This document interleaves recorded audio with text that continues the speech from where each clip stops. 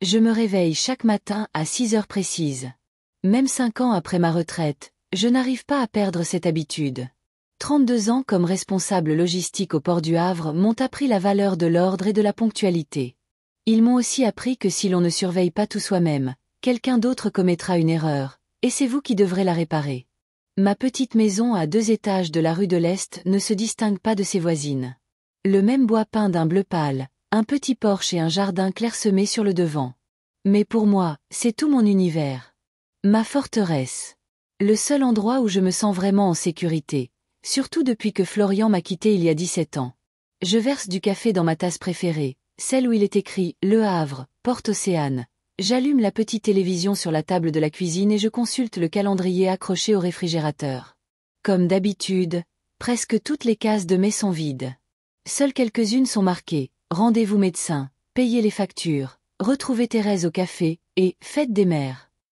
Le dernier dimanche du mois est entouré de rouge. J'entoure cette date chaque année, même si au cours des 8 dernières années, Léa ne m'a invité à célébrer avec elle que 2 fois. Le Havre s'éveille en même temps que moi. Dehors, par la fenêtre, j'entends déjà le grondement des premiers camions qui se dirigent vers les quais. Autrefois, j'y allais tous les matins.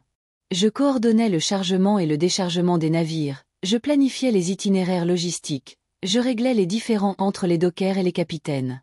Mon petit bureau avec vue sur la Manche était un chaos créatif permanent, rempli de papiers, de cartes et d'appels téléphoniques. Cette époque me manque, même si je ne l'avouerai jamais à Thérèse. Nous nous sommes rencontrés sur le port dans les années 80, à une époque où les femmes y étaient rares. Nous nous sommes serrés les coudes, nous nous sommes entraidés, nous nous sommes couvertes si l'une de nous devait partir plus tôt à cause d'un enfant malade. Thérèse a 3 fils, tous partis vivre loin depuis longtemps. Moi, je n'ai que Léa. Ma fille unique. Mon trésor et ma punition. Tu penses encore à elle, dirait Thérèse si elle voyait mon visage. Arrête de te torturer, Marianne. Personne d'autre ne m'appelle Marianne. Pour tout le monde, je suis Marianne Cornet. Mais pour Thérèse, je suis juste Marianne. Ça a commencé le premier jour, quand elle s'est trompée sur mon prénom et que je ne l'ai pas corrigé. J'éteins la télévision et je vais m'habiller. Je dois aller à la banque aujourd'hui, et même si personne d'autre que l'employé ne me verra, je mets une robe bleu foncé, un collier de perles et j'applique soigneusement mon rouge à lèvres. Ma mère disait toujours, quand tu sors de chez toi, sois toujours impeccable, on ne sait jamais qui on peut rencontrer.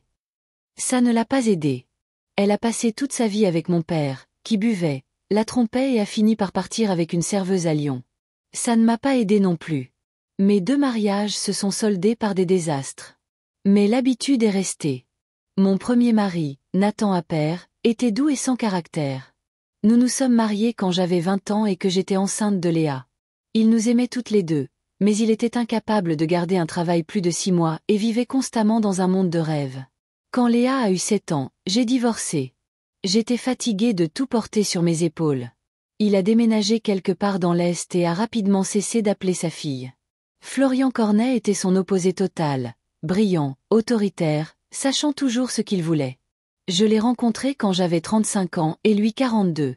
Il travaillait comme consultant sur notre port, développant un nouveau système logistique. Nous avons tout de suite aimé nous disputer. Ces disputes se sont transformées en un mariage qui a duré 15 ans. Florian avait son opinion sur tout, de la manière d'élever ma fille à la couleur des rideaux de la cuisine. À un moment donné, ce n'était plus amusant, c'est devenu une bataille épuisante. Puis, quand j'ai eu 50 ans, il m'a quittée pour son assistante, qui en avait à peine 30. Je suis restée seule dans la maison que nous avions achetée ensemble.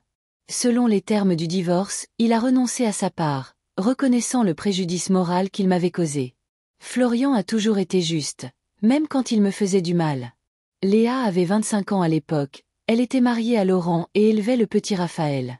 Elle semblait être une femme adulte. Il était temps pour elle d'apprendre à vivre sa propre vie.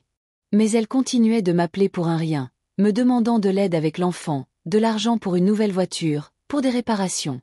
Curieusement, Léa n'a jamais particulièrement aimé Florian, même s'il a essayé d'établir un contact avec elle. Ce n'est pas mon père, répétait-elle avec un entêtement enfantin, même à 20 ans. Mais après notre divorce, pour une raison que j'ignore, elle m'a tout reproché. Tu as toujours été trop têtue, maman. Tu n'aurais pas pu lui céder, au moins de temps en temps ? Je ne lui ai pas parlé de l'assistante, ni du fait que céder, parfois, c'est se perdre soi-même. À la banque, je fais un signe de tête au jeune directeur, comme d'habitude, et je vérifie mes comptes. Tout est en ordre. Ma retraite est arrivée, les factures ont été payées automatiquement, et le versement mensuel pour le prêt immobilier de Léa est également parti. Comme d'habitude.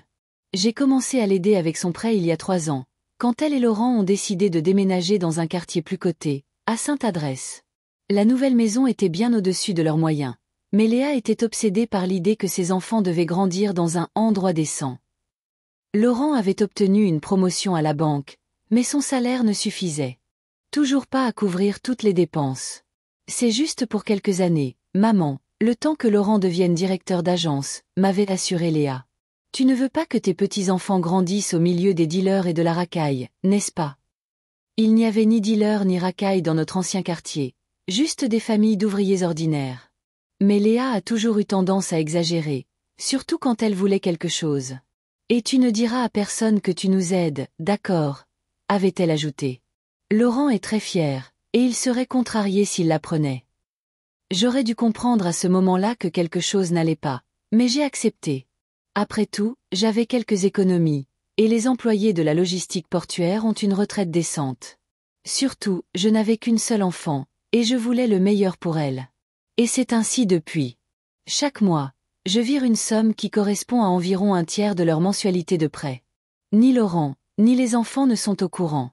Léa m'assure que c'est notre petit secret. Tu es la meilleure des mamans, dit-elle quand elle appelle pour vérifier si le virement est bien passé. Et puis, elle peut ne pas répondre à mes appels pendant des semaines. En sortant de la banque, je décide de ne pas prendre de taxi mais de marcher jusqu'au café de la plage, où j'ai rendez-vous avec Thérèse. La matinée est claire et la Manche scintille sous le soleil de printemps comme un immense miroir bleu. Le port du Havre a sa propre beauté, industrielle, sérieuse, sans le clinquant touristique. Les immenses navires, les grues portuaires, les entrepôts et les quais. Tout cela fait partie de ma vie, de ma vraie maison.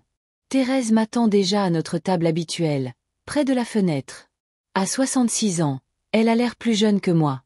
Elle se teint les cheveux en roux, porte des foulards colorés et n'a pas peur de rire aux éclats. « Marianne » me fait-elle un signe de la main. « J'ai cru que tu ne viendrais pas. Je t'ai commandé ta tarte aux myrtilles préférée. » Je souris et m'assois en face d'elle. Avec Thérèse, c'est toujours simple.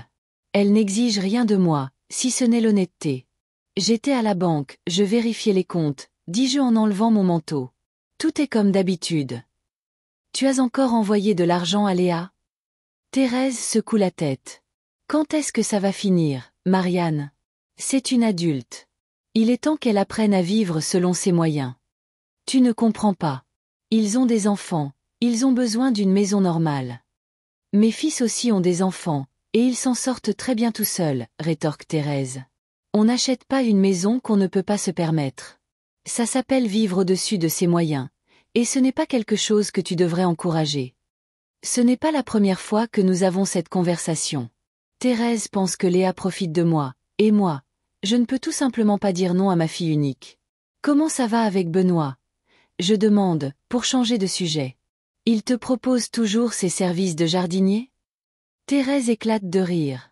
Pas seulement jardinier.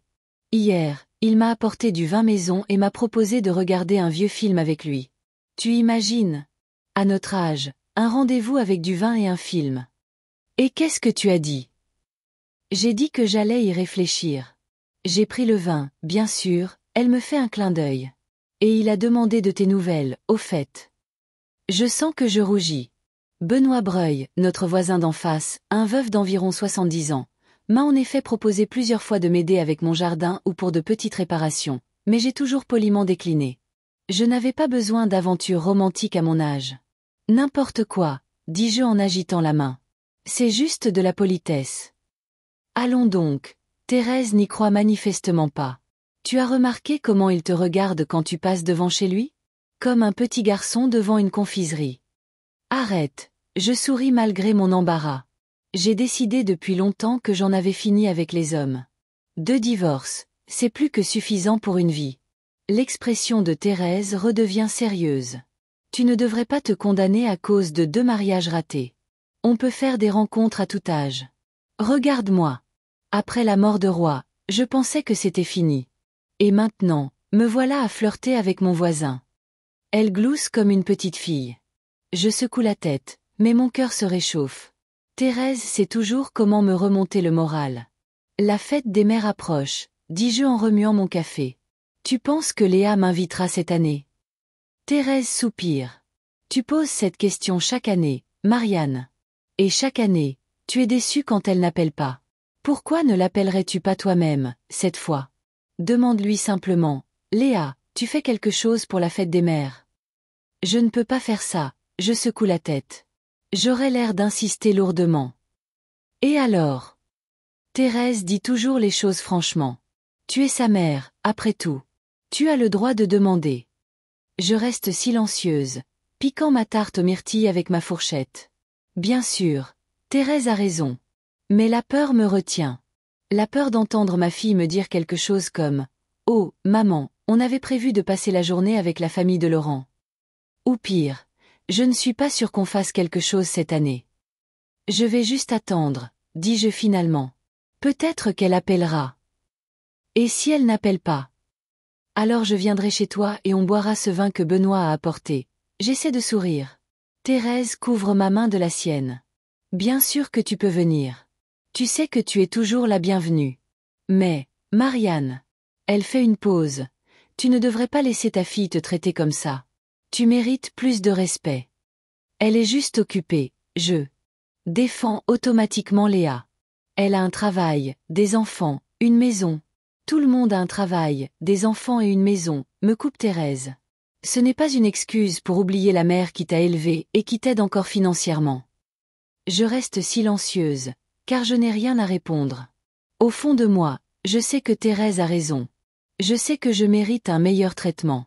Mais l'admettre à voix haute, ce serait admettre que ma fille, mon unique enfant, ne m'aime pas autant que je l'aime. Et c'est trop douloureux. D'accord, n'en parlons plus, dit Thérèse, s'adoucissant en voyant mon visage. Dis-moi ce que tu prévois d'acheter à tes petits-enfants pour cet été. Ils finissent bientôt l'école, non? Et, reconnaissante, je passe à un sujet plus sûr. Nous discutons de ce qu'il faut offrir à Raphaël, qui termine sa terminale et rêve de l'université, et à Valérie, qui, à 14 ans, joue déjà de 3 instruments de musique. Que dirais-tu d'une nouvelle tablette pour Raphaël, je suggère. Il a dit que la sienne était complètement cassée. Excellente idée, acquiesce Thérèse. Et pour Valérie, quelque chose en rapport avec la musique? De nouveaux écouteurs ou des enceintes? Nous passons près de 2 heures au café, à bavarder de tout et de rien. C'est toujours comme ça avec Thérèse, le temps file. Quand nous nous séparons enfin, je me sens beaucoup mieux. Peut-être devrais-je appeler Léa et lui parler de la fête des mères, après tout. Qu'est-ce que j'ai à perdre?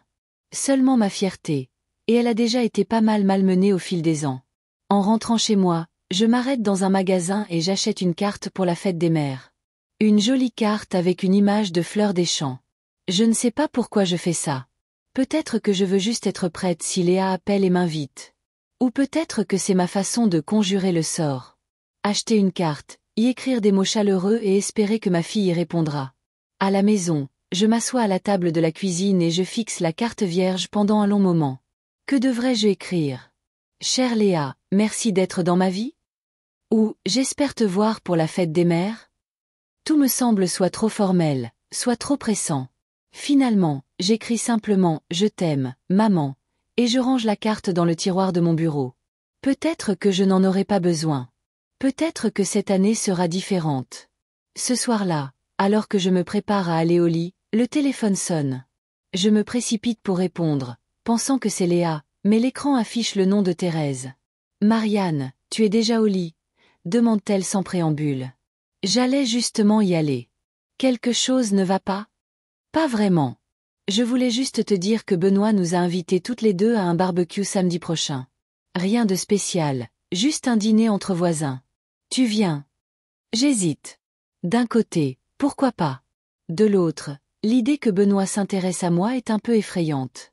Je ne sais pas, Thérèse, Marianne Cornet, m'interrompt-elle sévèrement. Si tu dis non maintenant, je viens chez toi et je te traîne hors de la maison moi-même. Tu as besoin de sortir davantage, et Benoît est un homme très gentil. D'accord, je cède, dis-je. Je viendrai. Mais seulement pour toi. Bien sûr, je peux presque la voir sourire à l'autre bout du fil. Seulement pour moi. 18 heures, n'oublie pas. Et mets cette robe bleue, elle te va bien. Après avoir parlé à Thérèse, je n'arrive pas à m'endormir pendant un long moment. Mes pensées tournent autour du barbecue à venir, de la fête des mères, de Léa et de sa famille. Je pense à mes petits-enfants, que je vois de moins en moins. À l'argent que je verse chaque mois pour le prêt de ma fille. Au fait que j'ai déjà 67 ans et que la plus grande partie de ma vie est derrière moi. Peut-être que Thérèse a raison et qu'il est temps que je commence à vivre pour moi-même. Arrêtez d'attendre la gratitude de Léa. Arrêtez d'espérer une invitation pour la fête des mères. Arrêtez. Mais non, je ne peux pas. C'est ma fille. Mon unique enfant. Je ferai n'importe quoi pour elle, même si elle ne l'apprécie pas. C'est avec cette pensée que je finis par m'endormir, mais la question de Thérèse continue de résonner dans ma tête. Quand est-ce que ça va finir, Marianne? Et je n'ai pas la réponse. Peut-être jamais. La fête des mères approchait à grands pas. 3 jours avant, Léa n'avait toujours pas appelé, et je ne parvenais pas à me résoudre à le faire. À la place, je suis allée au centre commercial Doc Vauban pour acheter des cadeaux. Si ma fille ne comptait pas m'inviter, au moins je pourrais lui apporter ses cadeaux et lui souhaiter une bonne fête en personne. Le centre commercial était bondé. Des jeunes hommes, l'air désemparés, s'agglutinaient devant les bijouteries et les parfumeries, essayant de choisir quelque chose pour leur mère ou leur femme. Des enfants en bas âge tiraient sur les bras de leurs parents, désignant des jouets et des bonbons. C'était l'agitation habituelle d'avant les fêtes. Je suis allée méthodiquement de magasin en magasin, choisissant soigneusement les cadeaux. Pour Léa, j'ai acheté un parfum cher qu'elle avait un jour mentionné, Orchidée Noire, d'un célèbre créateur. Il coûtait près de 180 €, mais comment pourrais-je lésiner sur ma propre fille? Pour Raphaël, j'ai choisi le dernier modèle de tablette, bleu foncé avec un grand écran et une bonne mémoire. Le vendeur a passé un long moment à énumérer tous ses avantages, et j'ai hoché la tête comme si je comprenais un mot de son jargon technique. L'essentiel, c'est que cette tablette était « cool ». C'est comme ça que les adolescents modernes semblent parler. Pour Valérie, j'ai acheté des écouteurs sans fil qui, selon le même vendeur, avaient une qualité sonore superbe et une réduction de bruit. La jeune fille était obsédée par la musique, et j'espérais que le cadeau lui plairait. Mais j'ai longtemps hésité pour le cadeau de Laurent, mon gendre. Il n'a jamais montré beaucoup d'enthousiasme pour mes cadeaux, peu importe ce que je choisissais. Finalement, j'ai opté pour une mallette en cuir coûteuse. Classique, austère, convenant à un employé de banque. Même s'il ne l'apprécie pas, au moins, ça aura l'air respectable, ai-je pensé. Tous mes achats m'ont coûté près de 1000 €, mais je ne regrettais pas la dépense. Après tout, que pourrais-je faire d'autre de cet argent? Je vis modestement, je voyage rarement, et mon seul plaisir est de pouvoir gâter mes proches. Sur le chemin du retour, je me suis arrêtée à une pâtisserie et j'ai acheté un grand gâteau, un chocolat framboise avec de la crème fouettée. Léa a toujours adoré ça. La caissière l'a soigneusement emballé dans une belle boîte avec un ruban et a écrit « Bonne fête maman » sur le couvercle avec un marqueur. « Pour votre fille » m'a-t-elle souri. « Oui » ai-je répondu, ressentant une étrange amertume. « Pour ma fille » À la maison, j'ai soigneusement emballé tous les cadeaux dans du joli papier, signé les cartes et tout mis dans un grand sac. Plusieurs fois, j'ai pris le téléphone pour appeler Léa, mais à chaque fois, je l'ai reposé. Que lui dirais-je? Salut ma fille, tu voudrais inviter ta mère pour la fête des mères? Ça sonnait pathétique, même dans ma tête. Samedi soir, la veille de la fête, je n'ai plus tenu et j'ai envoyé un message à Léa. Ma chérie, je passerai demain pour te souhaiter une bonne fête des mères. Rien de spécial, juste pour te donner tes cadeaux.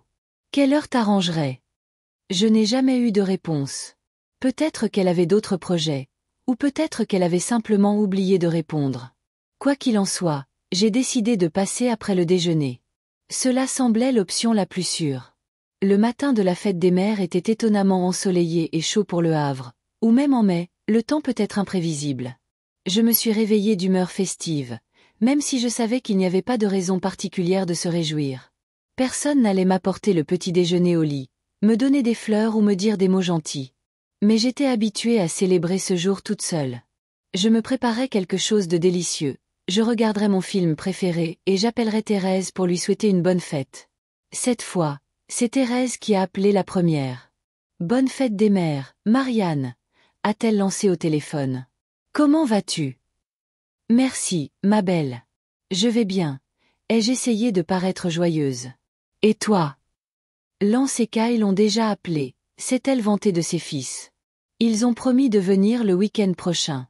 Je n'ai pas encore eu de nouvelles de Marcus, mais il est dans un autre fuseau horaire, alors il appellera. Tu as parlé à Léa? Non, dis-je en essayant de paraître désinvolte. Mais je vais passer chez eux cet après-midi pour déposer des cadeaux. Elle t'a invité? La voix de Thérèse était clairement dubitative. Pas exactement. Je lui ai envoyé un texto hier, mais elle n'a pas répondu. Je pense qu'elle a juste oublié. Marianne. Soupira Thérèse. Tu es sûre que c'est une bonne idée? Y aller sans y être invitée? C'est la fête des mères, Thérèse, je me suis sentie agacée. Je suis sa mère. Ai-je besoin d'une invitation spéciale pour souhaiter une bonne fête à ma propre fille? Bien sûr que non, a rapidement convenu Thérèse. Je ne veux juste pas que tu sois contrariée si... Eh bien, tu sais. Je savais que Thérèse craignait que Léa ne m'attende pas et ne soit pas heureuse de ma visite. Et quelque part, au fond de moi, je le comprenais aussi. Mais l'admettre aurait été admettre une défaite en tant que mère, et je n'étais pas encore prête pour ça. Tout ira bien, dis-je avec une confiance que je ne ressentais pas. Je vais juste déposer les cadeaux, les féliciter et partir. Pas de drame. Thérèse a encore un peu grogné, puis a changé de sujet, et nous avons bavardé de choses plus agréables. Les projets de vacances d'été, le barbecue de Benoît qui s'était plutôt bien passé, même si j'avais essayé de garder mes distances avec lui. Après avoir parlé à Thérèse, j'ai fait quelques tâches ménagères, essayant de ne pas penser à la visite à venir. Vers 14 heures, j'ai commencé à me préparer. J'ai mis ma plus belle robe, vert foncé avec des manches longues et un décolleté modeste. Je me suis légèrement maquillée et coiffée. Je me suis regardée dans le miroir et j'ai vu une femme âgée qui essayait trop d'impressionner. Mais il était trop tard pour changer quoi que ce soit. J'ai appelé un taxi. Je ne me sentais plus très sûre de moi au volant ces derniers temps, surtout les jours de fête où il y avait plus de voitures sur la route. Le chauffeur, un homme d'âge mûr à la barbe épaisse, m'a aidé à charger tous les cadeaux et le gâteau dans le coffre. Pour votre fille, a-t-il demandé alors que nous partions. Oui, ai-je souri. C'est la fête des mères, après tout. Ma mère vient toujours nous rendre visite ce jour-là aussi, a-t-il partagé. Elle prépare sa fameuse tarte aux pommes. Personne ne fait les tartes comme ma mère. J'ai hoché la tête, ressentant une pointe de jalousie. Voilà comment ça devrait être. Des enfants qui attendent la visite de leur mère, qui apprécient sa cuisine et qui parlent chaleureusement d'elle, même à des étrangers. La maison de Léa et Laurent se trouvait dans le quartier de Sainte-Adresse, une zone relativement nouvelle avec de jolies maisons à 2 étages, des pelouses manucurées et des garages doubles. C'était un quartier typique de la classe moyenne qui s'efforçait de paraître plus riche qu'elle ne l'était en réalité. J'ai toujours pensé que tout dans ce quartier était trop similaire, trop convenable, sans âme. Mais Léa était ravie de sa nouvelle maison et s'en vantait constamment auprès de ses amis. Quand le taxi s'est arrêté devant la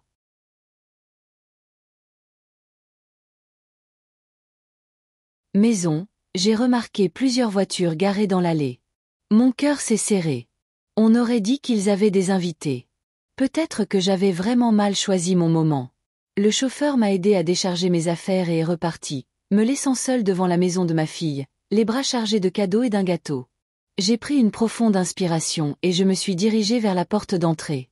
La sonnette a retenti mélodieusement, et quelques secondes plus tard, Valérie a ouvert la porte. Ma petite fille avait l'air d'une jeune femme dans une belle robe ivoire, ses cheveux soigneusement tressés. Elle ne s'attendait manifestement pas à me voir. Mamie. La surprise sur son visage s'est rapidement transformée en une légère panique. Tu es venue. Bien sûr, ma chérie, ai-je souri, en essayant de ne pas montrer à quel point sa confusion me blessait. Bonne fête des mères. J'ai apporté des cadeaux pour vous tous. Valérie a jeté un regard incertain par-dessus son épaule, à l'intérieur de la maison, puis de nouveau vers moi. Maman, a-t-elle appelé, mamie est là. Il y avait quelque chose dans sa voix qui m'a mise mal à l'aise. C'était comme si elle annonçait l'arrivée d'une invitée indésirable ou une sorte de problème. J'ai entendu des pas, et Léa est apparue dans le couloir. Ma fille était magnifique dans une élégante robe bleue, avec une nouvelle coupe de cheveux et du maquillage. Mais l'expression sur son visage m'a glacée. C'était un mélange de surprise, d'irritation et de honte. Maman. Elle s'est arrêtée à quelques pas de moi. Qu'est-ce que tu fais ici? Je suis venu te souhaiter une bonne fête des mères, dis-je en brandissant les sacs cadeaux, comme s'il pouvait expliquer ma présence mieux que des mots. Je t'ai envoyé un texto hier, mais tu n'as pas répondu, alors j'ai pensé. Je n'ai vu aucun message. Léa a froncé les sourcils et a sorti son téléphone de sa poche. Elle a fait défiler quelque chose, puis a pincé les lèvres. Ah, le voilà. Désolée, j'étais occupée à me préparer pour aujourd'hui. Pas de problème, ai-je continué à sourire, bien que je sente l'atmosphère se tendre de plus en plus. J'ai apporté un gâteau et des cadeaux pour tout le monde. Léa a regardé les sacs dans mes mains, puis de nouveau vers moi. Elle hésitait clairement, ne sachant que faire. À ce moment-là, une voix d'homme est venue de l'intérieur de la maison. Léa, qui est-ce? Laurent. Et à en juger par le son, d'autres invités également. C'est ma mère, a répondu Léa, et j'ai entendu la même note de honte dans sa voix que celle que j'avais vue sur son visage. Oh! Laurent est apparu dans le couloir, suivi d'un couple de personnes âgées, ses parents, Henri et Denise Morisson. Je les avais rencontrés quelquefois lors d'événements familiaux, mais nous n'étions pas proches. Madame Cornet, quelle surprise! Bonjour Laurent, ai-je fait un signe de tête, puis à ses parents. Monsieur et Madame Morisson, c'est un plaisir de vous voir. Ils ont souri avec raideur en réponse. L'air était lourd de gêne. Nous sommes en train de dîner, a finalement dit Léa. C'est une petite fête de famille. Une fête de famille. Sans moi. J'ai senti quelque chose de froid et de lourd s'installer dans mon estomac. Je vois, ma voix sonnait étrange, même à mes propres oreilles.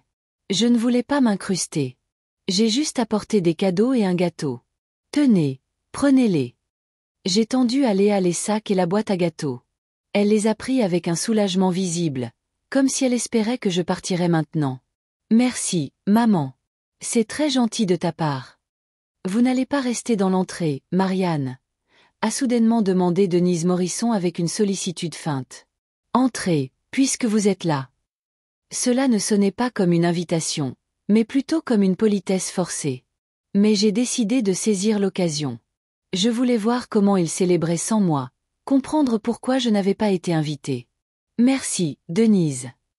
Je suis entrée dans la maison, et Valérie a refermé la porte derrière moi. Je ne resterai pas longtemps. Je ne veux pas perturber vos plans.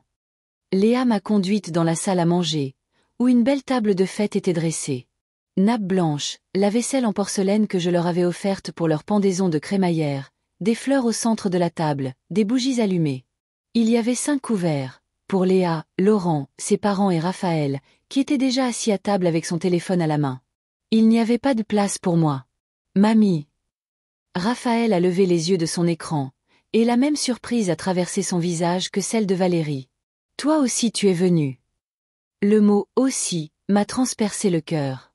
C'était comme si j'étais une passante au hasard qui s'était égarée dans la fête de quelqu'un d'autre. Oui, mon chéri, dis-je en m'approchant et en l'embrassant sur le sommet de la tête. Je suis venu souhaiter une bonne fête des mères à ta maman, et je vous ai apporté à tous des cadeaux. Cool, tu m'as eu quoi? S'est animé Raphaël. Raphaël, l'a grondé Léa. Ne sois pas impoli. Ce n'est pas grave, ai-je souri. Je t'ai pris la tablette que tu voulais, et des écouteurs pour Valérie. Et quelque chose pour tes parents. Raphaël a rayonné, et Valérie a souri pour la première fois depuis mon arrivée. Léa a posé les sacs cadeaux sur la commode contre le mur. Merci, maman. C'est très généreux de ta part. On les ouvrira après le déjeuner. Bien sûr, ai-je acquiescé en jetant un coup d'œil à la table. C'est magnifique chez vous. Qu'est-ce que vous avez préparé? Léa a fait un merveilleux canard aux pommes, est intervenue Denise. C'est ma recette. Et j'ai apporté ma fameuse salade de crevettes. Henri a ouvert une bouteille d'excellent vin que nous avons ramené de France l'année dernière. Elle parlait comme pour souligner qu'il s'agissait de leur fête de famille, de leur tradition, de leur nourriture, et que je n'avais pas ma place ici. Ça a l'air délicieux, dis-je en essayant de garder un ton poli. Le gâteau sera un merveilleux complément à votre table. S'il reste de la place pour le dessert, a grommelé Henri. Denise a aussi apporté son célèbre cheesecake. Bien sûr, le cheesecake de Denise. Comment avais-je pu l'oublier? Léa s'extasiait toujours sur la cuisine de sa belle-mère, même si elle était tout aussi bonne cuisinière. Je n'ai jamais compris ce désir de plaire aux parents de son mari en rabaissant sa propre mère. Je peux ramener le gâteau à la maison, ai-je offert, me sentant rougir d'humiliation. Ou vous le laissez pour demain. Non, non, a dit rapidement Léa. On le goûtera certainement, peut-être même aujourd'hui. C'est juste que, eh bien, on avait déjà des projets pour le dîner. Des projets qui ne m'incluaient pas. Je me tenais au milieu de la salle à manger, me sentant complètement déplacée. Personne ne m'a offert de siège. Personne ne m'a demandé si je voulais du thé ou du café. Ils attendaient que je parte. Je pense que je devrais y aller, dis-je finalement. Je ne veux pas m'incruster dans votre dîner de famille. Je voulais juste. Oui, bien sûr, a acquiescé Léa avec un soulagement visible. Merci d'être passée, maman. Et merci pour les cadeaux aussi. Elle avait déjà commencé à se tourner pour me raccompagner à la porte quand Denise a soudainement dit « Mais pourquoi ne restez-vous pas, Marianne ? Puisque vous êtes là, on peut ajouter un couvert. » L'offre était clairement insincère.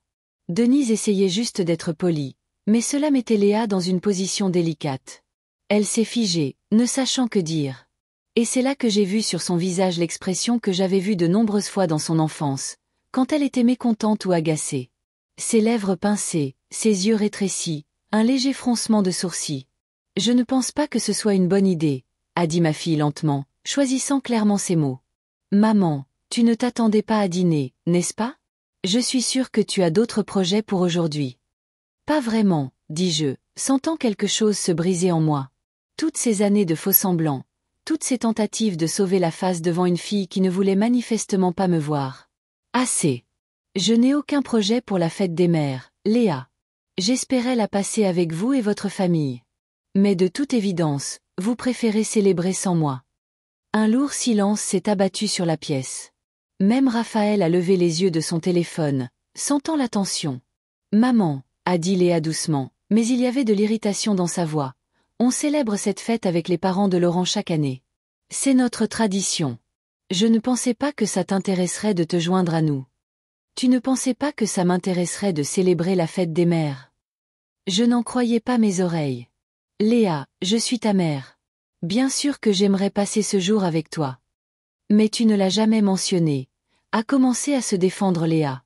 Tu n'as jamais demandé nos projets pour ce jour. Et tu ne m'as jamais invité, ai-je rétorqué.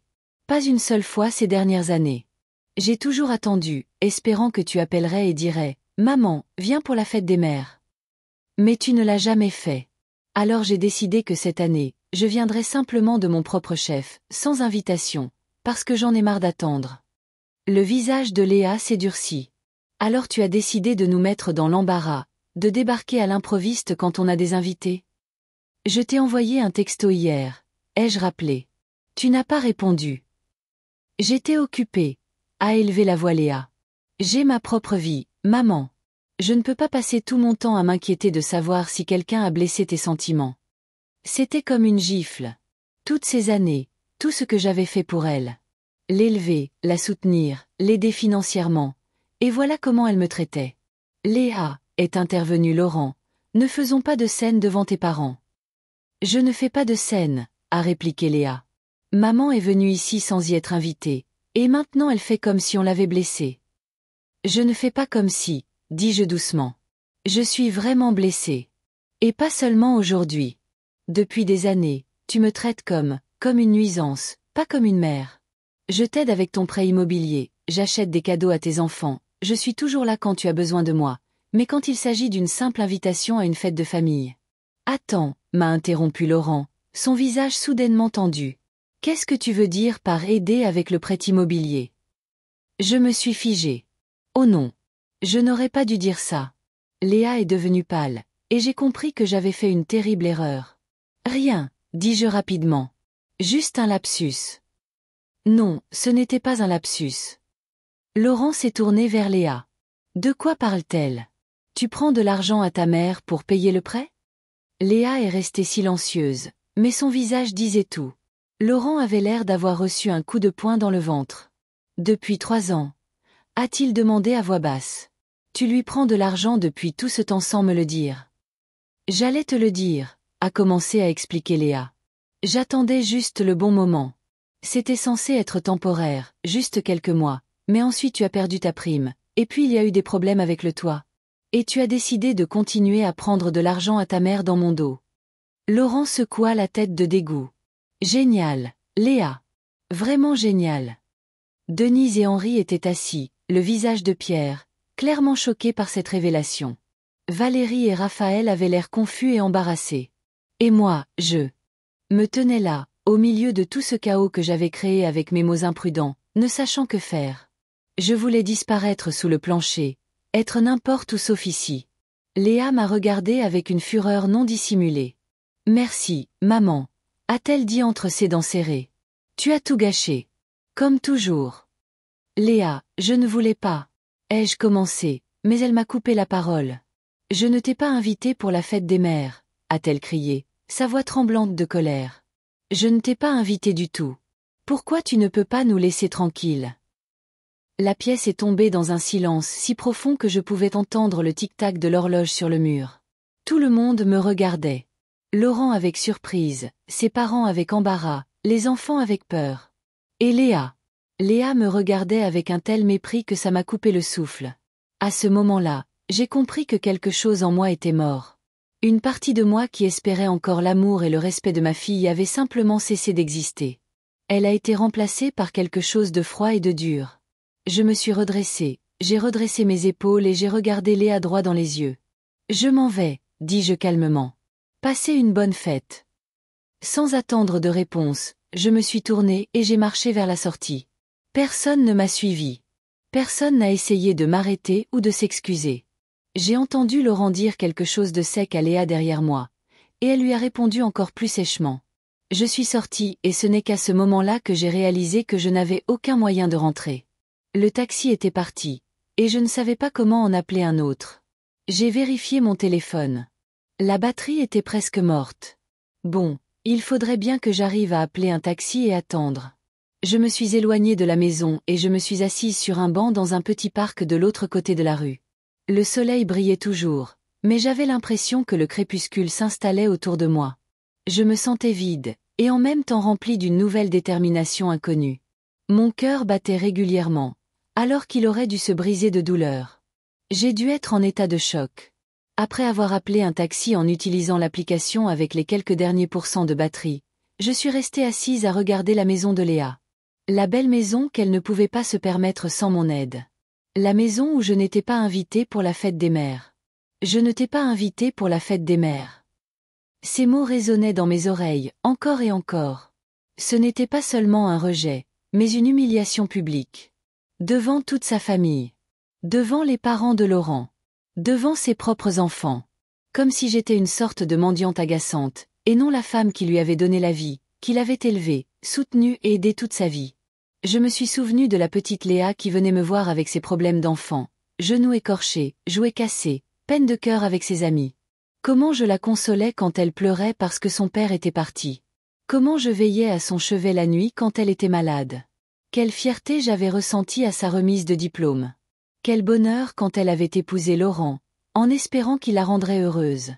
Où et quand tout cela avait-il mal tourné? Quand ma fille bien-aimée s'était-elle transformée en cette femme froide et calculatrice, qui prend mon aide pour acquise mais a honte de moi devant sa vraie famille?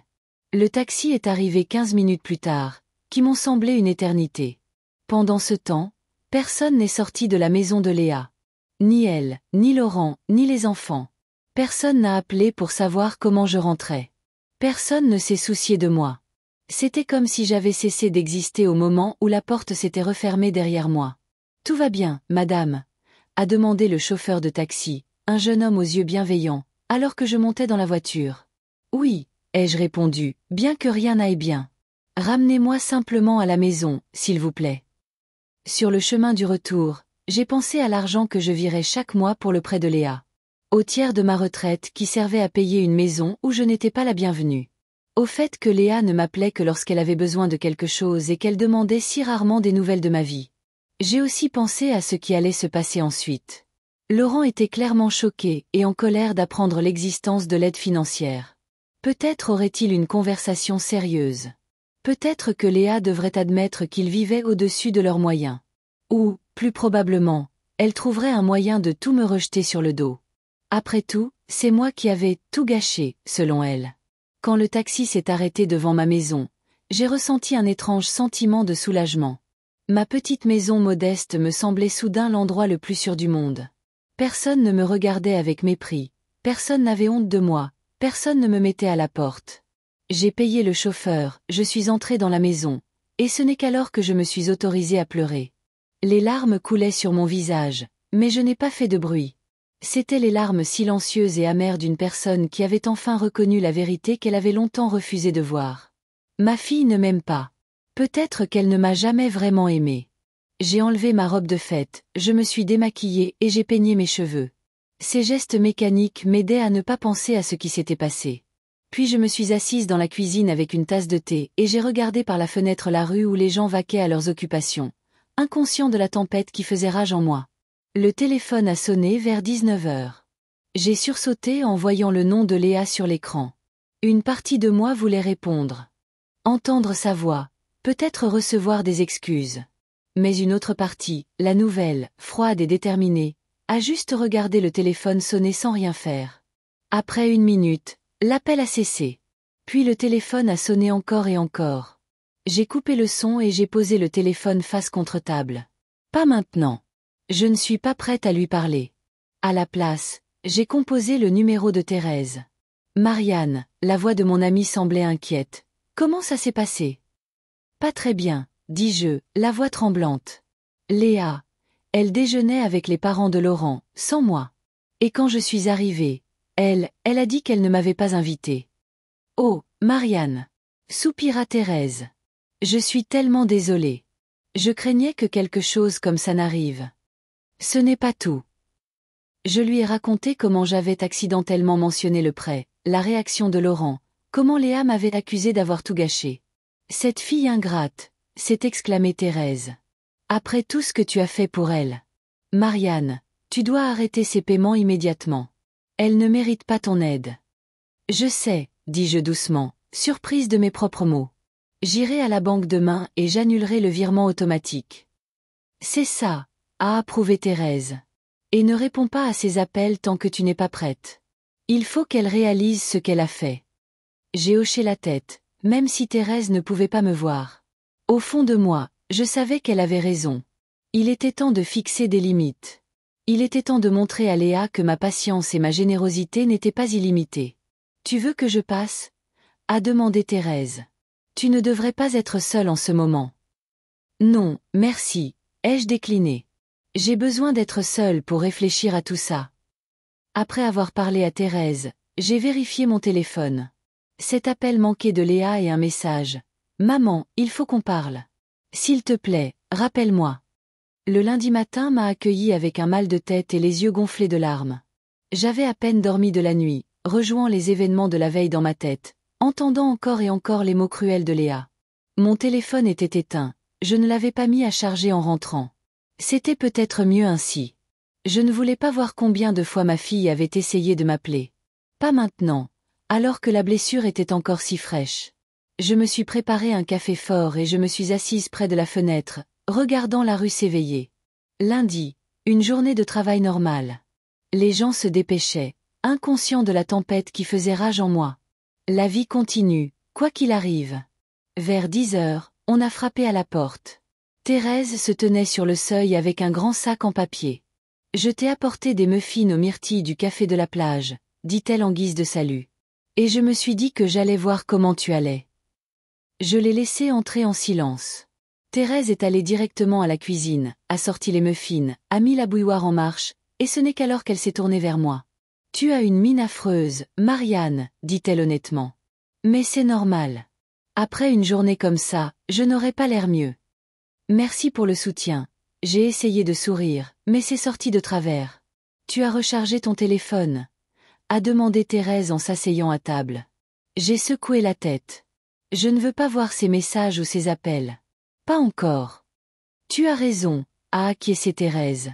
Laisse-la mariner un peu. Ça lui fera du bien. Nous avons bu du thé et mangé des muffins, et progressivement, j'ai commencé à me sentir mieux. Thérèse avait toujours cet effet sur moi.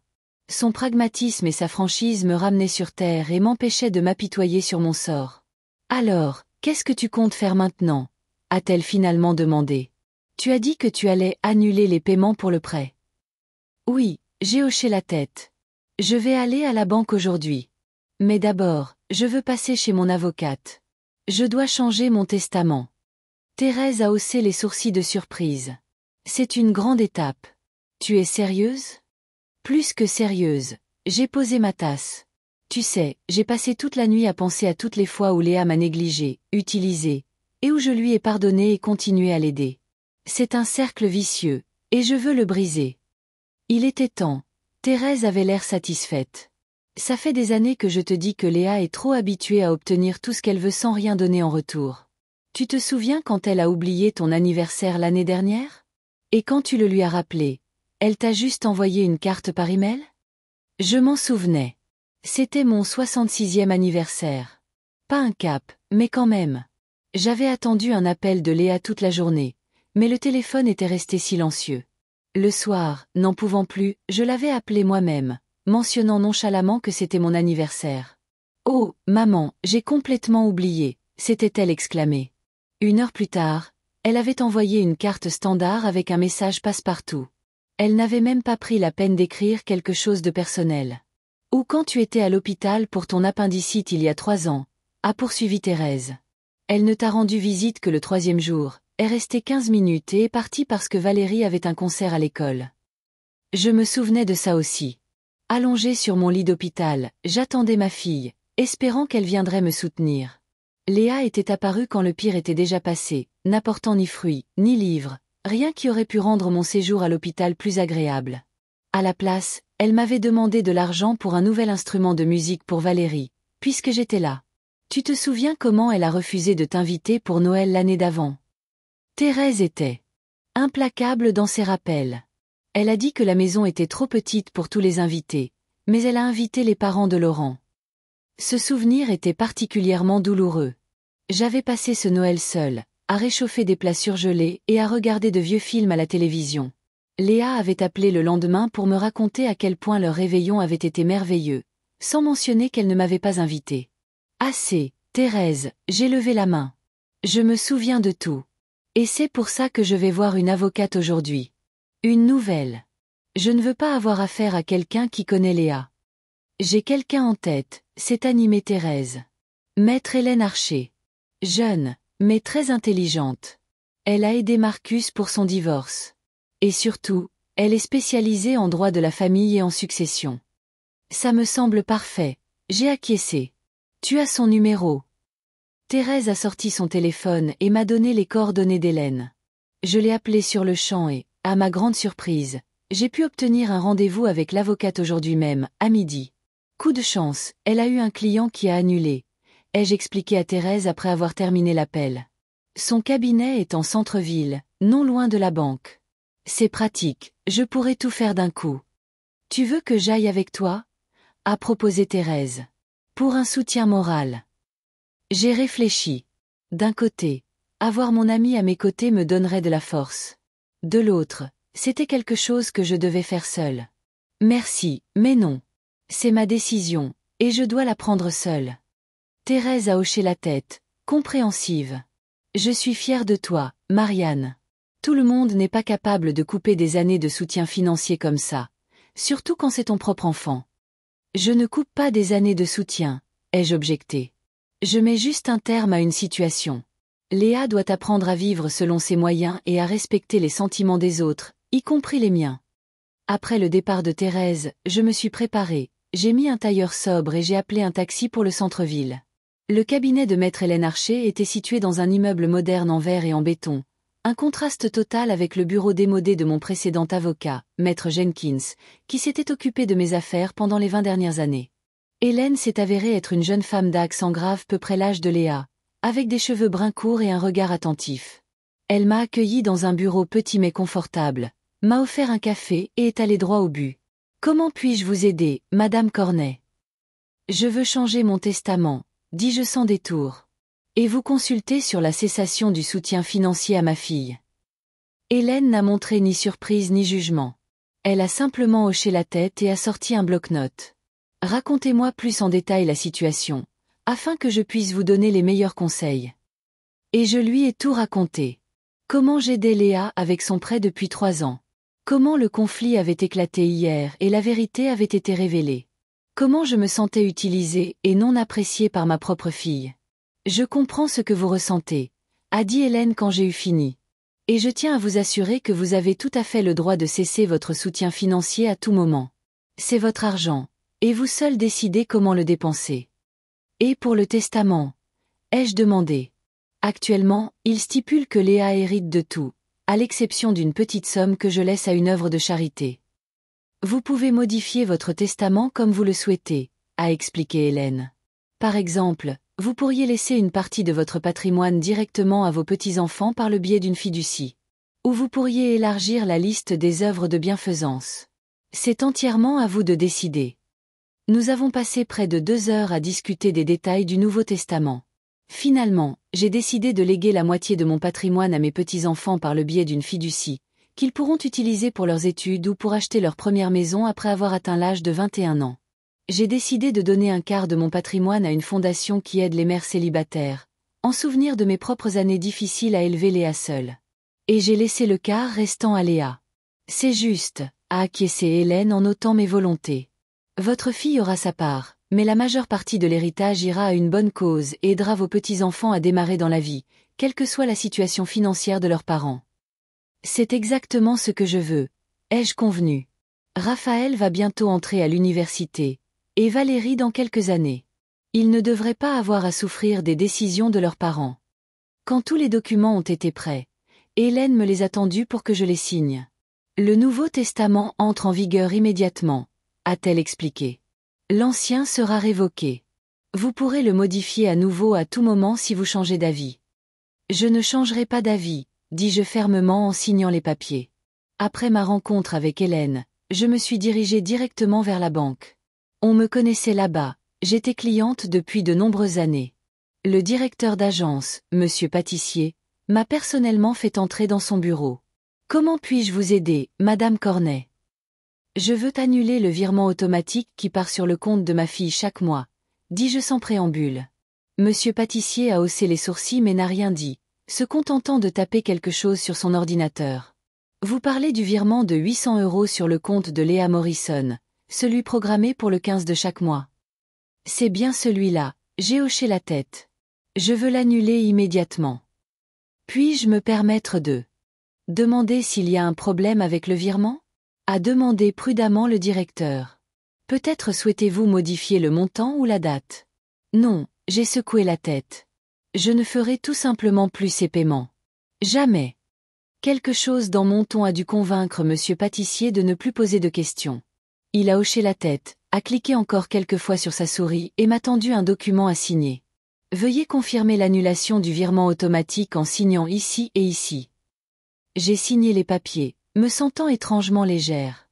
C'était comme si un lourd fardeau que je portais sur mes épaules depuis toutes ces années venait de disparaître. C'est fait, a dit Monsieur Pâtissier. Le virement automatique a été annulé. Le dernier virement a été effectué le 15 mai, et le prochain, le 15 juin, ne sera pas effectué. Merci, dis-je en me levant et en lui tendant la main pour la lui serrer. Une dernière question. Si ma fille contacte la banque à propos de ce paiement, que lui dira-t-on? Nous ne sommes pas autorisés à divulguer des informations sur vos transactions bancaires à des tiers, même à des membres de votre famille, sans votre consentement, m'a assuré le directeur. Le maximum que nous puissions dire, c'est que le paiement n'a pas été reçu. Nous ne sommes pas tenus d'en expliquer les raisons. Parfait, j'ai hoché la tête. Au revoir, Monsieur Pâtissier. En sortant de la banque, je me suis arrêtée sur les marches, respirant profondément l'air frais du printemps. Pour la première fois depuis de nombreuses années, je me sentais libre. Libre de la culpabilité, des obligations que je m'étais imposées, de l'espoir sans fin de gagner l'amour de ma fille avec de l'argent. J'ai sorti mon téléphone et je l'ai allumé. Immédiatement, des notifications d'appels manqués et de messages ont inondé mon écran. 27 appels de Léa, 15 de Laurent, 3 de Raphaël. Des dizaines de messages allant des excuses aux accusations, des demandes de rappel aux menaces de venir défoncer la porte si je ne répondais pas. Le dernier message de Léa datait d'Aix en grave peine 1 heure. Maman, il faut qu'on parle sérieusement. C'est à propos du prêt. S'il te plaît, rappelle-moi. Bien sûr. C'est à propos du prêt. Pas de mes sentiments. Pas de la façon dont elle m'a humiliée. Mais de l'argent. Toujours l'argent. J'ai supprimé tous les messages sans lire les autres et j'ai rangé mon téléphone dans mon sac. Puis j'ai levé la main pour héler un taxi qui passait. La semaine qui a suivi la fête des mères a été un véritable test. J'avais coupé le son de mon téléphone, mais je voyais l'écran s'allumer constamment avec de nouveaux appels et messages. Léa était tenace, il fallait le lui reconnaître. Les 2 premiers jours, je n'ai répondu à aucun appel. Mais le 3e jour, j'ai commencé à lire les messages. Ils allaient de la supplication à la menace, et vice-versa, comme si Léa ne savait pas quelle tactique fonctionnerait le mieux. « Maman, s'il te plaît, rappelle-moi. On doit parler. Si tu ne réponds pas, je viens et je défonce la porte. Je suis désolée, j'ai eu tort. Tu ne peux pas nous abandonner comme ça. » Laurent n'était pas en reste, bien que ses messages soient plus mesurés. « Madame Cornet, nous devons discuter de cette situation en adulte. S'il vous plaît, donnez-nous une chance de nous expliquer. Nous comprenons que vous soyez contrariés, mais il y a des questions financières qui doivent être résolues. » Des questions financières. Tout revenait toujours à l'argent. Le 4e jour, un message de Raphaël est arrivé. « Mamie, pourquoi tu ne réponds pas? Maman pleure tout le temps et papa est en colère. Qu'est-ce qui se passe? » Ce message m'a fait réfléchir. Mes petits-enfants n'étaient pas responsables du comportement de leurs parents. Mais les utiliser pour me mettre la pression, c'était trop. Puis un message vocal de Valérie est arrivé. Sa voix calme et incertaine semblait presque effrayée. « Mamie, s'il te plaît, appelle maman. Ça va vraiment mal à la maison. Mes parents se disputent tout le temps, et papa dit qu'on pourrait perdre la maison. J'ai peur. S'il te plaît, aide-nous. » Mon cœur s'est serré. Était-il vraiment en train d'entraîner les enfants dans notre conflit, d'utiliser leur peur pour me manipuler? C'était bas, même pour Léa. Le 5e jour, le nombre d'appels avait atteint des niveaux absurdes. J'ai compté 34 appels manqués rien que dans la matinée. Léa était clairement désespérée. Thérèse, qui était passée avec des courses, a secoué la tête en regardant mon téléphone qui vibrait à plusieurs reprises sur la table. Elle ne lâche pas l'affaire, hein. Eh bien, elle tient sa persévérance de toi, mon ami, ai-je gloussé. Je ne sais pas ce qu'elle essaie d'obtenir, ai-je soupiré. Je ne vais pas reprendre les paiements, et il faut qu'elle le comprenne. Apparemment, ça n'a pas encore fait son chemin, a dit Thérèse en sortant du pain et du fromage du sac. Je vais faire des sandwichs. Tu as maigri cette semaine, et ce n'est pas un compliment. J'ai souri faiblement. C'était vrai. J'avais à peine mangé et mal dormi toute la semaine. Le stress et la culpabilité constante. Même maintenant, alors que je savais que je faisais ce qu'il fallait, une partie de moi était encore tourmentée par les remords. Comment une mère pouvait-elle refuser d'aider son propre enfant, même si cet enfant était adulte depuis longtemps et se comportait comme une adolescente gâtée? Tu sais, a dit Thérèse en coupant des tomates, je pense que tu devrais répondre à l'un de ces appels. Dis carrément à Léa que ta décision est définitive et qu'elle doit cesser de te harceler et d'entraîner les enfants là-dedans. Peut-être que tu as raison, dis-je en regardant pensivement mon téléphone. Mais je ne suis pas sûre d'être prête à lui parler. Chaque fois que je pense à ce qu'elle a dit le jour de la fête des mères. Je comprends, a dit Thérèse avec compassion, posant sa main sur mon épaule. Mais peut-être qu'une conversation difficile vaut mieux que ce harcèlement sans fin. J'ai hoché la tête, mais je n'ai pas pu me résoudre à appeler Léa ce jour-là. À la place, je lui ai envoyé un court message. Je vais bien. S'il te plaît, arrête d'appeler. J'ai besoin de temps. Et ne mêle pas les enfants à nos problèmes. La réponse est arrivée instantanément. Maman, on doit parler. C'est très important. C'est à propos de notre maison. Je n'ai pas répondu. Que pouvais-je dire? Vivez selon vos moyens. Vendez la maison et achetez-en une que vous pouvez vous permettre. Tout conseil que je donnerais serait pris comme une insulte ou un refus d'aider. Le 6e jour, les appels ont cessé. Au début, j'ai été soulagée, pensant que Léa avait enfin compris et accepté la situation. Mais ensuite, j'ai reçu un message de Thérèse. Je viens de voir Léa au supermarché. Elle m'a demandé si je savais où tu étais. Elle avait l'air bouleversée. Fais attention. Un frisson m'a parcouru l'échine. Quelque chose me disait que le calme était temporaire et qu'une tempête se préparait encore. Et j'avais raison. Le soir même, vers 18 h, on a frappé fort à la porte. Je savais qui c'était avant même d'arriver à la fenêtre et de voir la voiture de Léa garée dehors. On a frappé à nouveau, encore plus fort. Maman, je sais que tu es à la maison. Ouvre la porte tout de suite. La voix de Léa était tranchante, avec une pointe d'hystérie. J'ai pris une profonde inspiration, rassemblant mes forces, et j'ai ouvert la porte. Léa a fait irruption dans la maison comme un ouragan. Ses cheveux habituellement soignés étaient en désordre, ses yeux rouges, soit de pleurs, soit de colère. « Pourquoi tu ne répondais pas à ton téléphone ?» a-t-elle crié depuis le seuil. « J'ai essayé de te joindre toute la journée. »« Je t'ai envoyé un message. » ai-je répondu calmement en fermant la porte. « J'ai dit que j'avais besoin de temps. » « Du temps. » Léa a levé les bras au ciel. « On n'a pas le temps. La banque a envoyé un avis de non-paiement. Tu comprends ce que ça veut dire? » « Je comprends, » dis-je en passant devant elle pour aller dans le salon et m'asseoir dans un fauteuil. « Ça veut dire que vous devez trouver l'argent pour le prêt, ou vendre la maison. » Léa m'a regardé comme si je venais de suggérer quelque chose d'indécent. « Vendre la maison. Tu es folle. C'est notre maison. Tes petits-enfants grandissent là-bas. Une maison que vous ne pouvez pas vous permettre, » ai-je essayé de dire d'une voix égale, bien que je tremble à l'intérieur. Je n'avais jamais parlé aussi crûment à ma fille. Toi et Laurent avez contracté un prêt en sachant que vous ne pouviez pas assumer les paiements seuls. Vous avez compté sur mon aide, sans même me demander si j'étais prête à vous aider pendant des années. Tu as offert, a rétorqué Léa en s'affaissant sur le canapé en face de moi. Tu as dit que tu voulais aider. J'ai offert d'aider avec l'apport, ai-je corrigé. Pas avec les mensualités pendant 30 ans. C'était ton idée, et j'ai accepté parce que je voulais que vous ayez une belle maison. Mais je n'ai pas signé pour payer un tiers de votre prêt pour le reste de ma vie. Léa s'est mordu la lèvre, ne s'attendant manifestement pas à une telle réponse. Qu'est-ce qui a changé? A-t-elle demandé, la voix plus basse. Pourquoi as-tu soudainement décidé d'arrêter de nous aider? La fête des mères a tout changé, dis-je en la regardant droit dans les yeux. La façon dont tu m'as traité. La façon dont tu as dit, devant tout le monde, je ne t'ai pas invité, comme si j'étais une sorte d'étrangère intrusive, pas ta mère qui t'a soutenu et aidé dans tout, toute ta vie. Léa a détourné le regard. J'étais agacée, a-t-elle marmonné. Tu as débarqué à l'improviste quand on avait des invités. Je t'avais envoyé un message avant, ai-je rappelé. Tu l'as ignoré. Et même si j'étais arrivée à un mauvais moment, ça n'excuse pas la façon dont tu m'as traité. Tu m'as humiliée, Léa. Devant ta famille.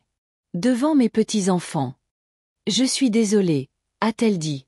J'ai eu tort, je l'admets. Mais vas-tu vraiment arrêter de nous aider à cause d'une stupide dispute?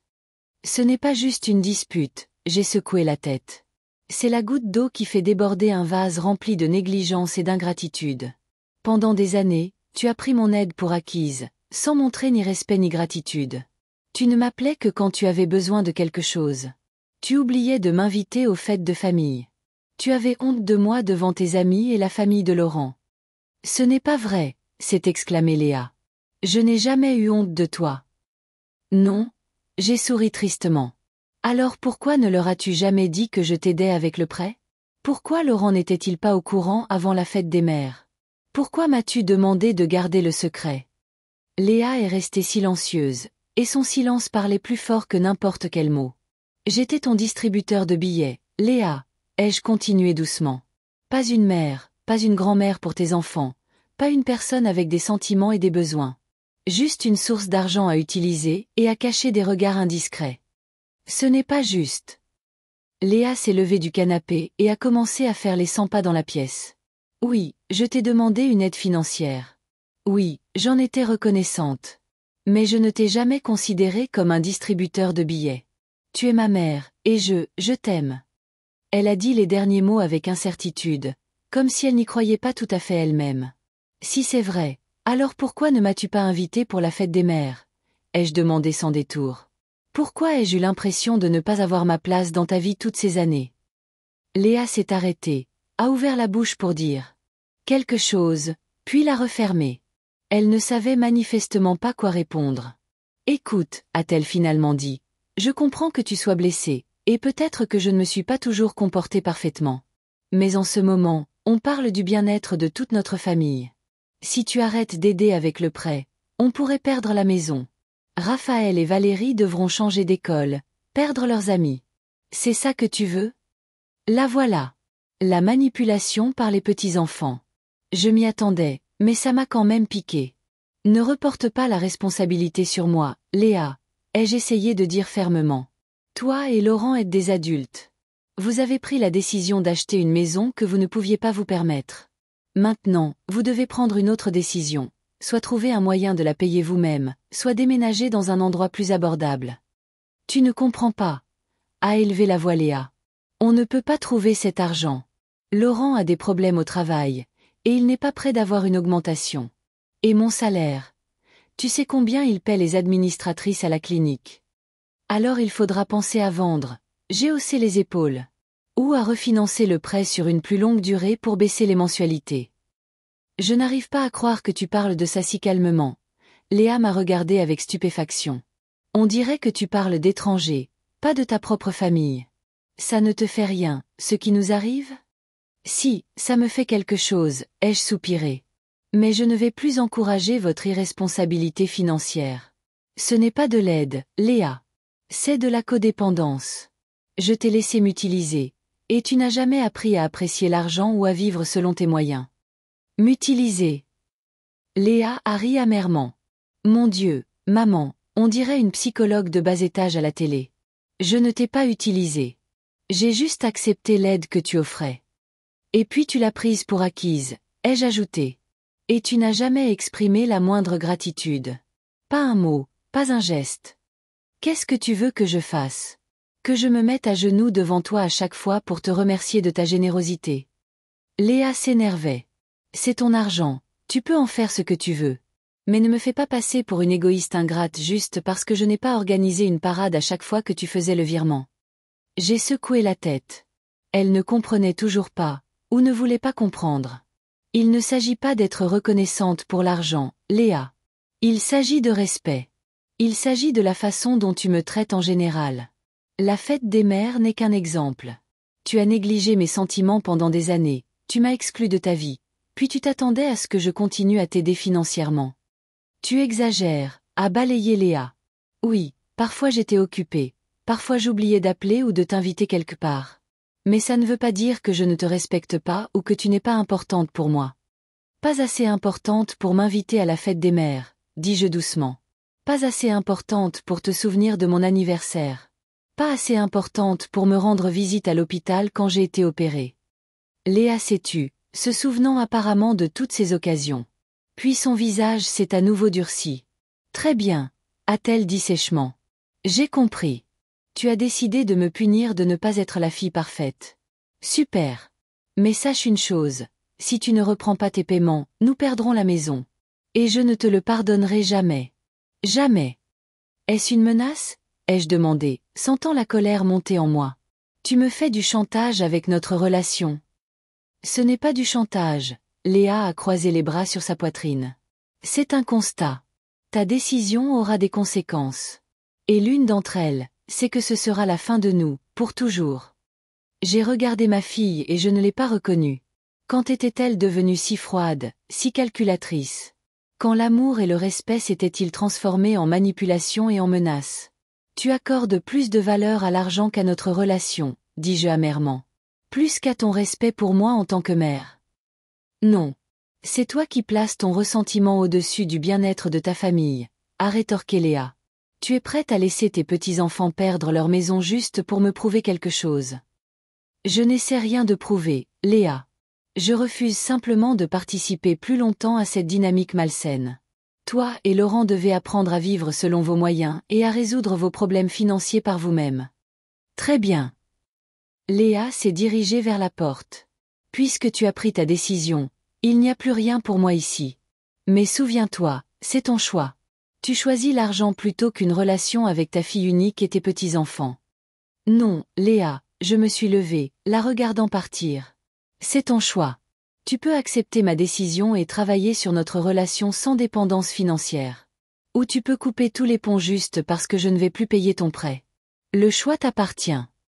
Léa s'est arrêtée à la porte, sans se retourner. Ses épaules se sont tendues, son dos s'est redressé. Tu devras vivre avec les conséquences de ta décision, dit-elle doucement. Et elles ne te plairont pas. Sur ce, elle est partie, claquant bruyamment la porte. J'ai entendu sa voiture démarrer, les pneus crisser sur le gravier, puis il y a eu le silence. Je me suis laissée retomber dans le fauteuil, me sentant soudain très vieille et très fatiguée. Une partie de moi voulait courir après Léa, lui dire que j'avais changé d'avis, que je continuerais à l'aider, que je ferais tout ce qu'elle voudrait juste pour ne pas la perdre. Mais une autre partie, plus forte, plus sage, savait que ce serait un pas en arrière. Un pas en arrière dans un puits sans fond de codépendance et de manque de respect. Je suis restée assise là longtemps, jusqu'à ce que le crépuscule tombe sur la ville. Puis je me suis levée, j'ai allumé la lumière et je suis allée à la cuisine pour me faire un thé. La vie continuait, malgré tout. Et je devais trouver la force de continuer à vivre. Avec les conséquences de mon choix, quelles qu'elles soient. Après la visite de Léa, ce fut le silence. Pas d'appel, pas de message, pas de tentative de me contacter par l'intermédiaire de Thérèse. Juste un silence assourdissant qui en disait plus long que n'importe quel mot. Je ne savais pas si c'était un soulagement ou une nouvelle forme de douleur. Les premiers jours, je vérifiais constamment mon téléphone, attendant un appel ou un message, allant souvent à la fenêtre dans l'espoir de voir la voiture de Léa ou au moins Raphaël sur son vélo. Mais personne ne s'est manifesté. Ma famille semblait avoir disparu de ma vie, ne laissant derrière elle que des souvenirs et des photos sur la cheminée. Elle va se calmer, m'a assuré Thérèse lorsque nous nous sommes retrouvés dans un café une semaine après la visite de Léa. Laisse-lui le temps de réaliser que tu es sérieuse. Je ne sais pas, j'ai secoué la tête. Tu n'as pas vu son visage, tu n'as pas entendu sa voix. Elle était si froide, si déterminée. Tu devras vivre avec les conséquences de ta décision, c'est la dernière chose qu'elle a dite. Elle fait du théâtre, a reniflé Thérèse. Elle a toujours été portée sur les gestes théâtraux. Tu te souviens quand elle a juré à 15 ans qu'elle ne te parlerait plus jamais si tu ne la laissais pas aller à ce concert à Paris? Combien de temps ça a duré? 3 jours. J'ai souri faiblement en me souvenant de cet épisode. Léa avait toujours été émotive, sujette à l'exagération. Mais maintenant, c'était différent. Nous étions toutes les deux des femmes adultes, et l'enjeu était plus important qu'un voyage à un concert. En tout cas, tu as bien fait, a poursuivi Thérèse. On ne peut pas se laisser exploiter, même par ses propres enfants. Surtout par ses propres enfants. Sinon, quel exemple leur donnes-tu? J'ai hoché la tête, bien que j'ai encore des doutes. Avais-je bien fait? Peut-être aurais-je dû trouver un compromis. Par exemple, continuer à aider, mais sous certaines conditions. Ou réduire progressivement le montant au lieu de le couper net. Ces pensées me hantaient jour et nuit, ne me laissant aucun répit. J'ai même envisagé d'appeler Léa pour lui proposer une solution, mais à chaque fois, je me suis arrêtée. Non. Je devais être ferme. Je devais montrer que mes limites étaient importantes, que mes sentiments comptaient. Le 10e jour après notre dernière rencontre, le facteur a apporté une enveloppe. C'était une simple enveloppe blanche avec mon nom et mon adresse écrit de l'écriture soignée de Léa. Ce n'était pas un email ou un SMS, c'était une vraie lettre en papier, ce qui était inhabituel de nos jours. Je l'ai fixée pendant un long moment, n'osant pas l'ouvrir. Quelque chose me disait que le contenu de cette enveloppe allait changer ma vie pour toujours. Finalement, rassemblant mon courage, j'ai soigneusement ouvert l'enveloppe. À l'intérieur se trouvait une feuille de papier pliée. « Chère maman », commençait la lettre, et cette salutation formelle m'a fait mal au cœur. J'ai longuement réfléchi à notre dernière conversation et à ta décision de cesser de soutenir financièrement notre famille.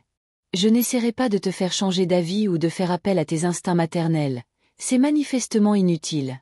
À la place, je veux t'informer de ma décision. Je ne peux pas et ne veux pas maintenir une relation avec quelqu'un qui accorde plus de valeur à l'argent qu'au bien-être de ses proches. Par conséquent, je coupe toute communication avec toi. S'il te plaît, ne m'appelle pas, ne m'écris pas, ne viens pas chez nous. N'essaie pas de contacter les enfants, ils sont déjà assez traumatisés par toute cette situation.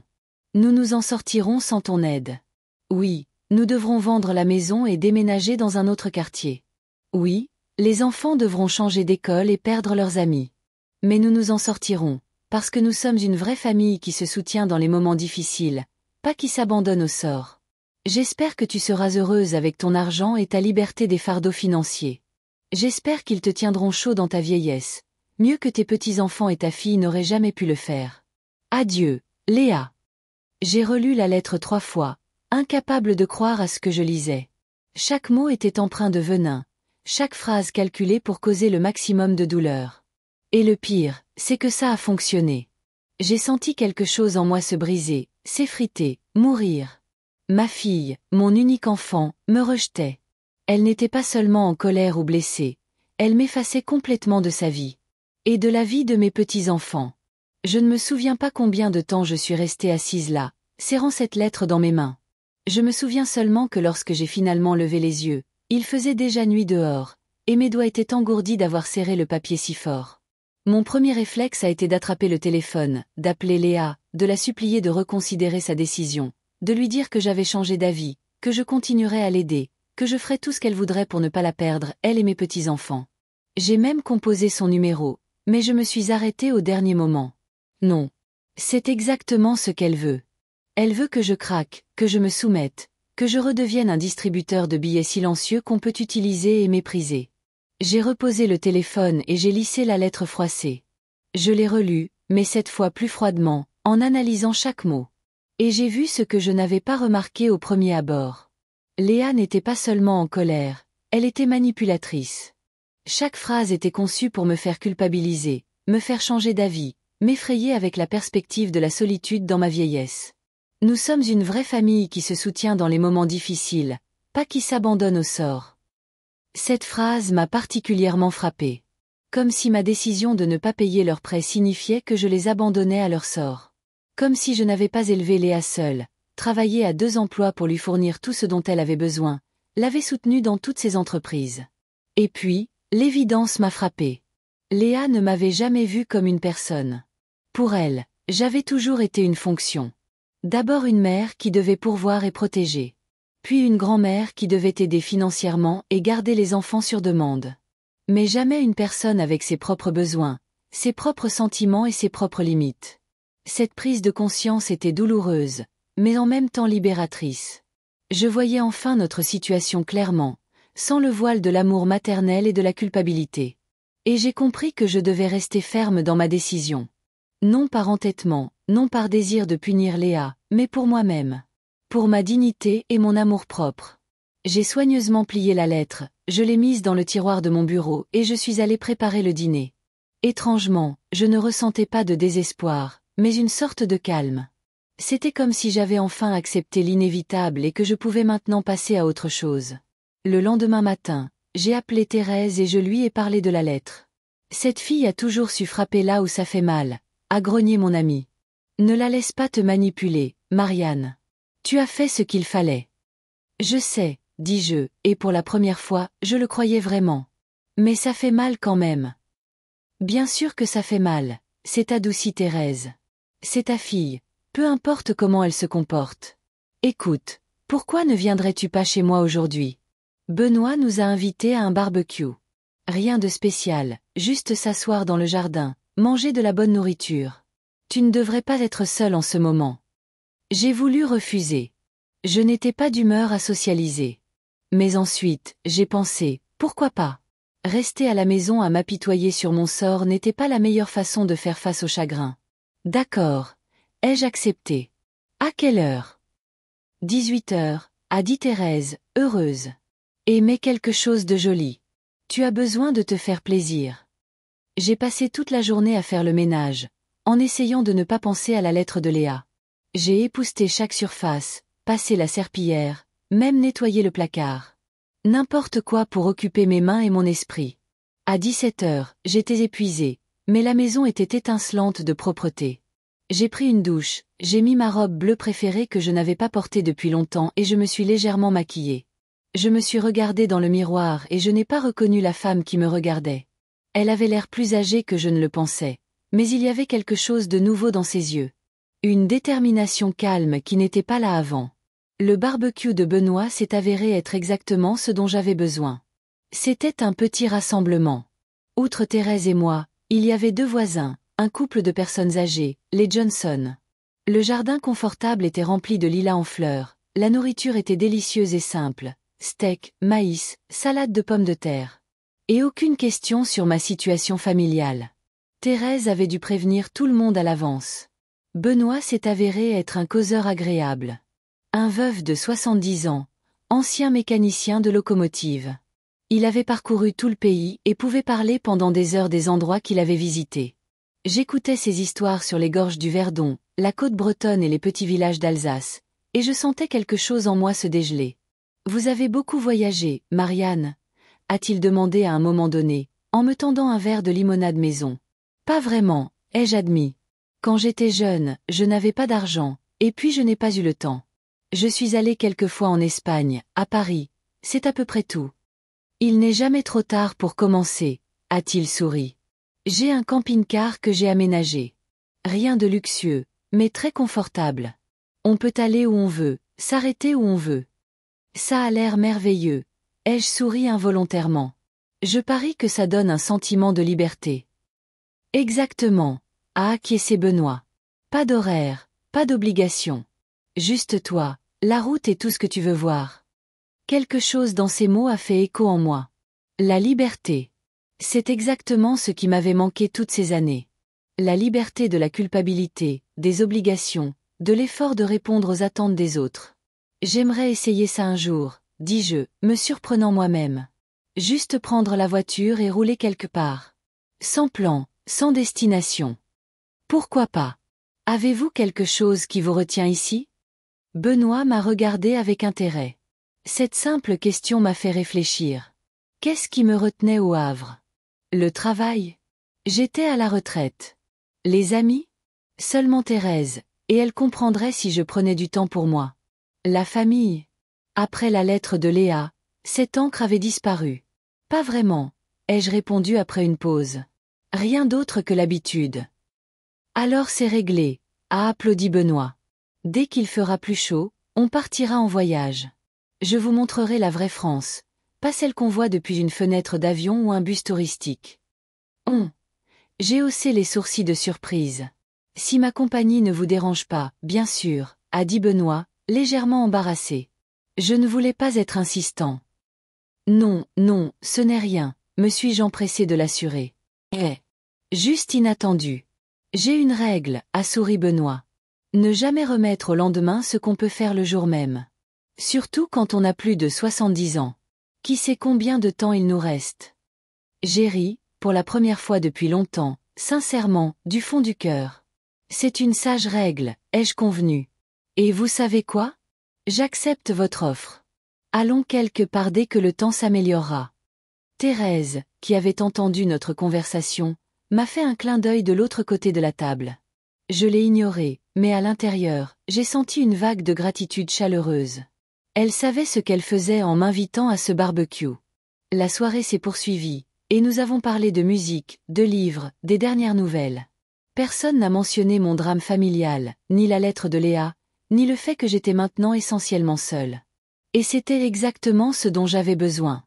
Une interaction humaine normale, sans drame ni manipulation. Quand la nuit est tombée, Benoît a allumé les lanternes disséminées dans le jardin, et nous avons continué à nous asseoir sur la terrasse, profitant de la soirée chaude et de la bonne compagnie. Je me suis surprise à penser que je n'avais pas vérifié mon téléphone de toute la soirée. Pour la première fois depuis longtemps, je ne m'inquiétais pas de savoir si Léa avait appelé ou si quelque chose était arrivé à mes petits-enfants. Vers 22 heures, j'ai décidé qu'il était temps de rentrer. Benoît a proposé de me raccompagner, et je n'ai pas refusé. Nous avons marché dans les rues calmes du Havre, parlant de choses triviales, et j'ai ressenti un étrange sentiment de calme. Ce n'était pas du bonheur, la blessure de la lettre de Léa était trop fraîche pour ça. Mais une sorte de réconciliation avec la situation, et son acceptation. Vous savez, Marianne, a dit Benoît alors que nous approchions de ma maison, ça fait longtemps que je voulais faire votre connaissance. Vous m'avez toujours semblé si inaccessible. Toujours pressée, toujours perdue dans vos pensées. Vraiment. J'ai été surprise. Je ne savais pas que je donnais cette impression. Oh que si, a-t-il souri. Une femme mystérieuse aux yeux tristes. Thérèse parlait parfois de vous, mais je n'ai jamais osé vous aborder en premier. J'avais peur de paraître insistant. Vous n'étiez pas insistant, l'ai-je assuré. Au contraire. J'ai vraiment apprécié de passer la soirée avec vous. Moi aussi, a marqué une pause Benoît, puis il a ajouté, peut-être pourrions-nous dîner un de ces jours la semaine prochaine? Juste vous et moi. Je me suis senti rougir comme si j'avais 16 ans, et non 67. Oui, j'adorerais, ai-je répondu, me surprenant moi-même. Merveilleux, a rayonné Benoît. Je vous appellerai et on fixera une date. Il m'a embrassé galamment la main et est parti en sifflotant un air. Je l'ai regardé s'éloigner, incapable de croire à ce qui venait de se passer. Un rendez-vous. À mon âge. Après tout ce qui s'était passé. En rentrant chez moi, je n'ai pas allumé la télévision. Je n'ai pas vérifié mon téléphone. Je suis juste allée me coucher, et pour la première fois depuis des semaines, je me suis endormie avec un léger sourire sur les lèvres. La porte vers ma fille était peut-être fermée, mais une autre venait de s'entr'ouvrir. Et pour la première fois, je sentais que ce n'était pas la fin de mon histoire, mais le début d'un nouveau chapitre.